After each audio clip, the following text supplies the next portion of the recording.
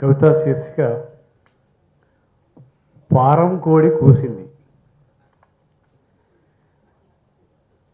పోగొట్టుకున్న తాళం చెవి దొంగకే దొరికింది.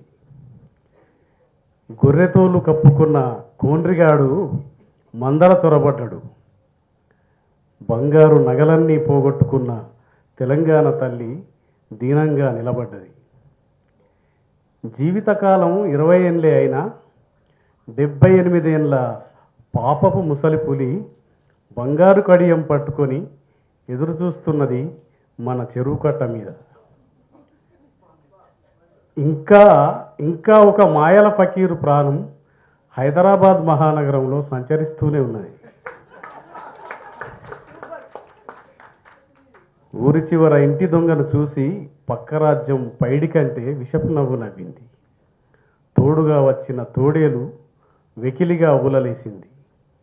పరాయి వాని ప్రగల్భాలు విని పగోడు పెంచుకున్న పచ్చకట్ల పాము పక్కకు తొలగి దారి ఇచ్చింది. సామంతరాజు బానిసగా నిలబడ్డాడు. 3 రంగులద్దుకున్న నక్క లోపలి అసలు రంగు బయటపడ్డది. ఈ గ్రీష్మ ఋతువులో ప్రతికూల పవనాలు వీస్తున్నాయి. తల మీద జుట్టు, ముఖం మీద గడ్డాలు మీసాలు పెంచుకున్నంత సులభం కాదు నవనిర్మాణం అంటే. సినీ కెమెరాల ముందు వచ్చిన పూనకాల డైలాగులు జనం కనుల ముందు పనిచేయవు. కోడి చెరువు కట్టమైసమ్మ కాడ ఈరగోల పట్టుకొని గావు పిల్ల కోసం ఎదురు చూస్తున్నాడు మా పోతరాజు. కాగల కార్యం తీర్చడానికి బొద్దింకలు సింహాసనం వైపు దూసుకొస్తున్నాయి. నువ్వు రాజు అయినా సరే, చక్రవర్తి అయినా సరే, నువ్వు లేకున్నా ఇక్కడి జమ్మి కొమ్మ ఊగుతుంది చల్లగాలికి. నువ్వు చూడకున్నా మా పాలపిట్ట ఎగురుతుంది పైరగాలికి. నువ్వు ఆడకున్నా మా తంగేడు బతుకమ్మ ఊరేగుతుంది ప్రజల చేతుల మీద.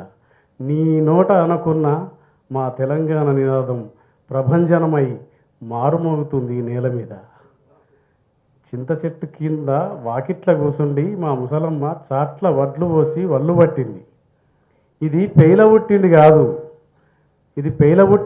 మనిషి కొంటెతనం. ఇది పెయిలబుట్టింది కాదు, మనిషి కొంటెతనం. ఎవడో చేసి తోలిండు అని. మా ఊరి కచ్చీరు ముందు నిలబడి 80 ఏళ్ళ మా తాత అంటున్నాడు, బుడ్డోడు ఇన్నాళ్ళకు ఒక మంచి పనే చేసి ఉండరా. కొంచెం నిద్రమత్తులో ఉన్న కొందరిని మేల్కొల్పిండు. 101 ద్రోహాల చివరి అంకం ఇది. తెలంగాణ మళ్ళా గర్జించాల్సిన సమయం ఇది.